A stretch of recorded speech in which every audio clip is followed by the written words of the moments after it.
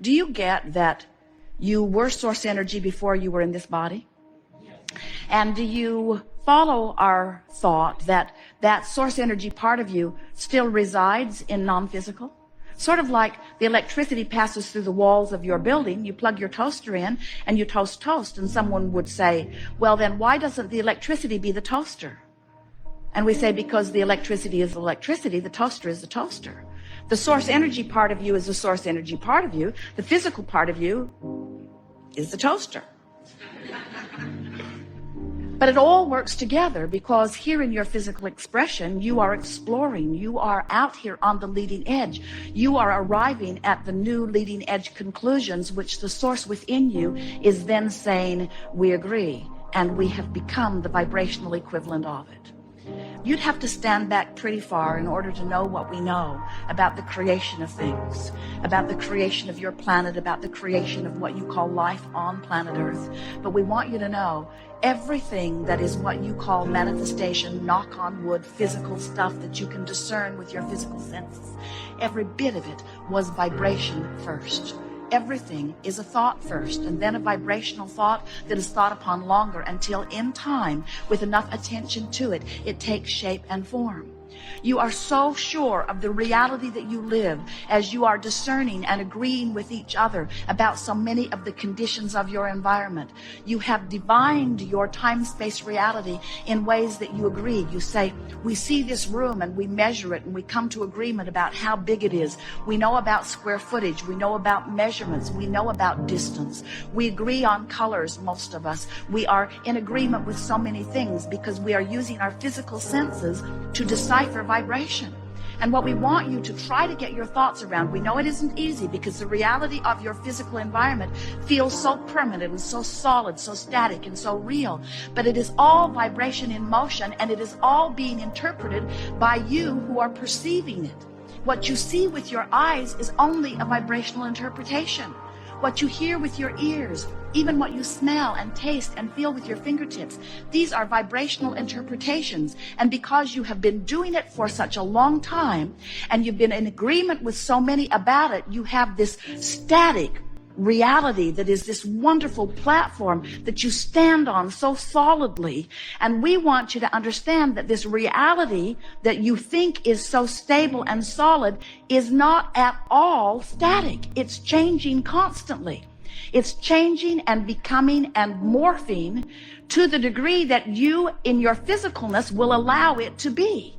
That's why we call this gathering the art of allowing. We want you to catch a glimpse of the way your world, your physical world, looks through the eyes of Source. Because when you begin to see your world through the eyes of Source, then you begin to distract yourself, to turn the other cheek, to withdraw your attention from the aspects of your planet and life on this planet that you do not want to replicate and repeat and teach to your children. And instead you turn your attention to the aspects that you do want to hold into your vibration, that you do want law of attraction to respond to. Now, you don't need to worry about law of attraction's response. It is always turned on. The law of attraction switch, always on. Which means whatever it is that you are offering vibrationally is being responded to. But the thing that most of you do not realize is that there are two aspects of your being to which law of attraction is responding. There is the non-physical part of you, which we've been explaining to you this morning, is always non-physically focused. And can you imagine how long that's been going on? And then there's the physical you that's been going on as long as the physical you's been going on, which is not that long. So there is this part of you that law of attraction is responding to, and this part of you that law of attraction is responding to.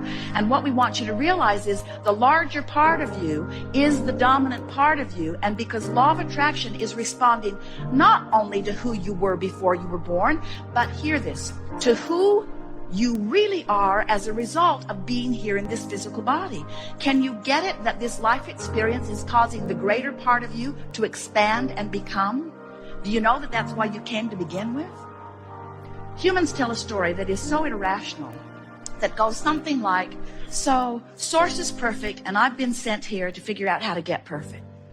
And Source has laid down laws for me to learn, and I'll learn them and I'll persevere and I'll reach for the perfection that Source has achieved. And we want you to understand that that source that you are talking about is always within you. You cannot get yourself away from it. You can pinch yourself off pretty good. But the source that is within you is always within you. And you can tell by the way you feel to what degree your thoughts in the moment are allowing the fullness of source or not. When you feel love for yourself or for another, you are a perfect vibrational match to the source within you. When you feel hatred or anger toward someone else or toward yourself, you are nowhere near the vibrational equivalent of your source. And the vibrational variance between who you're letting yourself be and who you really are is noted to you by your negative emotion. Negative emotion, whatever degree of it you're experiencing, always means to that degree you're pinching yourself off from the fullness of who you are. When you allow yourself in your physical human form to ride the rocket of desire that the source within you is riding, you feel passion, you feel enthusiasm, you feel love, you feel certainty, you feel flexibility and vitality, you are energized, you are in love with life. That is who you really are. And when you feel frustration, when you feel overwhelmment, when you feel anger or greater anger, when you feel rage or disappointment, when you feel fear or depression, you are pinching yourself off incrementally more and more and more and more and more from who you really are. And so we want you to understand that the emotions that you feel are in every moment that you are feeling them, whether they feel like love or whether they feel like despair. The emotion that you are feeling is always, every single time, your indicator of your vibrational relationship between who life has caused you to become and who you're letting yourself be right here in this moment by virtue of whatever it is you're giving your attention to. Talk about moment by moment, segment by segment guidance. Talk about always having a bead on who you really are and what you really want and where you said you really want to go. In other words, this is sophisticated guidance that is with you always once you learn to read it. Your navigational systems in your vehicles are similar. They know where you are. They know where you are. And you program in your desired destination, and the system calculates the route between where you are and where you want to be. And your guidance system is the same way. Here you stand, maybe with not enough money, or with a relationship that feels awful, or with a bodily condition that isn't pleasing you or is frightening you.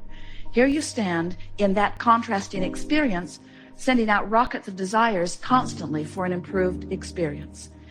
More rockets now than ever before, because knowing what you don't want helps you to identify what you do want.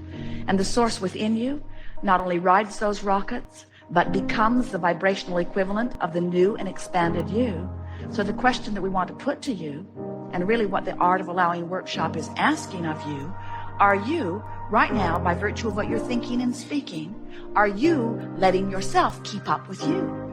Are you keeping up with who life has caused you to become? And if you are, we'll go right back to the first thing that we said to you this morning. If you are, then you're tuned in, tapped in, turned on. You feel great. If you are, then you are a vibrational extension. You are allowing yourself to be that extended version of you.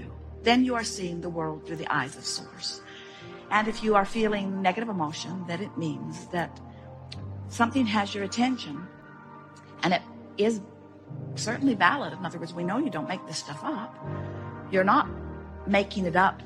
You are observing it. You're not deliberately trying to hold yourself apart from who you are. But anytime you feel negative emotion, you are nevertheless doing exactly that. You're holding yourself apart from who you are. So, what we're suggesting is that rather than letting an unwanted event train your vortex, train your vibration away from the vortex, train your vibration into compliance with unwanted things, where you just sort of go along with it because it's happening, we want you to be aware that you have the power of focus. And we want you to be aware that when you know what you don't want a little bit, you put its equivalent in your vortex. So when you sort of don't want something, you sort of want something, and that sort of wanted thing goes into your vortex. It's equivalent. It's the specifics of what you do want are equivalent to the specifics of what you don't want, and other way around. So By the time you've built something into this pathway of what you really don't want, you have, without knowing it, constructed a really specific what you do want over here in your vortex of creation. We call this vortex of creation, it's the bounce and the holding place where the evolved version of you is held in vibrational readiness for your attention to it. It's there. Now, if you're talking about manifestations, then you're probably not all that interested in these vibrational thought ways that have been carved out. But we want you to understand that the vibrational thought way that you've carved out is going to manifest depending upon where you eventually light in terms of your vibrational readiness. So we want to say to you, you can let unwanted things train your vibration into a match with what you don't want, and law of attraction will show you the evidence of where you are. Or you can let the vortex, which is the holding place for all things wanted, train you into a vibrational frequency, and the manifestation of those wanted things will show themselves to you. But what we really want, what we really want, what we want more than all of the things put together, what we want, Jerry's always saying, Abraham, what do you want? What we want, what we want, what we want, what we want, what we want, what we want, is that you will accept the construction of these thought ways prior to their manifestation.